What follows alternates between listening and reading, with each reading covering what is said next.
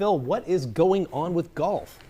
Jason, Netta, there's still a couple of duffers out there, but not as many as we used to see. And one reason why Golfsmith, a 50-year-old clothing and equipment company, filing for bankruptcy this morning, $1.5 billion in debt.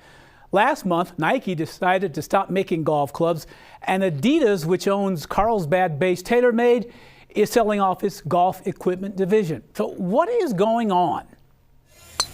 Dan Lustig comes to the Stadium Golf Center driving range several times a week to work on his game. His swing is solid, but he knows the game is changing. As far as equipment-wise, I think that the cost of equipment being so expensive. When a driver, for instance, costs $500, the average person is priced out of the game. And it's just not the gear. Lessons don't come cheap either. This is big business. Definitely big business. I mean, if you're not invested, like with your sports psychiatrist, your physical trainer, all that stuff, you're not going to be there at the end. According to the National Golf Foundation, in 2003, there were more than 30 million golfers across the country. By 2014, that number dropped to under 25 million. Bob Mandeville says it's not just the money that's creating problems for the game. Couldn't sustain the growth.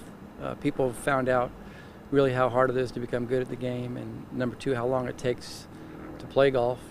Then there's what some call the Tiger factor. He was definitely a leader in just propping up the whole game. Expect anything different? Woods won his last major here at Torrey Pines South Course, but that was 8 years ago. Woods was a phenom, raising the visibility of the sport nearly overnight.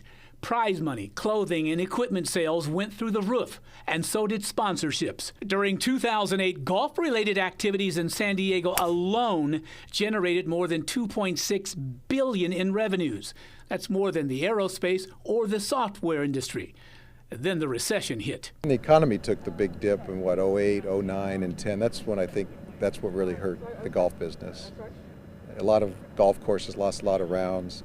Even our city courses, we saw them dip down a little bit. Even at Torrey Pines, we weren't packing them in like we were. But that's all come back for most of our courses. But don't tell that to thousands who live in San Diego's North County.